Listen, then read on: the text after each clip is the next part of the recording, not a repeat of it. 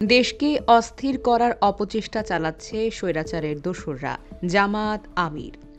স্বৈরাচারের দোসররা দেশকে অস্থির করার অপচেষ্টা চালাচ্ছে বলে মন্তব্য করেছেন বাংলাদেশ জামায়াতে ইসলামের আমির ডক্টর শফিকুর রহমান। তিনি বলেছেন, স্বৈরাচার পালিয়ে গেলেও এই দেশ ও সমাজকে অস্থির করার জন্য তাদের দোসররা বিভিন্ন কর্মকাণ্ড চালিয়ে যাচ্ছে।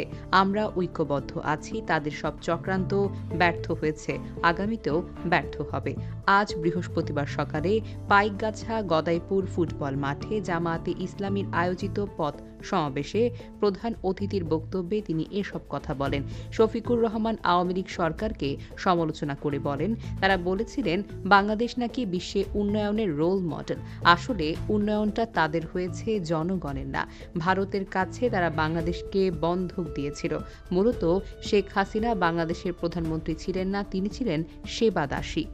জামায়াতে ইসলামী পাইকগাছা থানা শাখার আমির মাওলানা সাইদুর রহমানের সভাপতিত্বে এর বিশেষ অতিথির বক্তব্য রাখেন বাংলাদেশ জামায়াতে ইসলামীর সেক্রেটারি জেনারেল এবং সাবেক এমপি অধ্যাপক মিয়া গোলাম পরোয়ার, কেন্দ্রীয় সাংগঠনিক সেক্রেটারি মুহাদ্দিস আব্দুল খালেক এবং কেন্দ্রীয় কর্মপরিষদ সদস্য খুলনা অঞ্চলের সহকারী পরিচালক মাওলানা আবুল কালাম আজাদ, জামায়াত নেতা সাবেক এমপি অধ্যক্ষ মোহাম্মদ রুহুল কুদ্দুস, সাতক্ষীরা জেলা আমির মাওলানা শহীদুল ইসলাম মুকুল এবং কেন্দ্রীয় মজলিসের শুরা সদস্য খুলনা জেলা আমির মাওলানা ইমরান হুসাইন সহ প্রমুখ।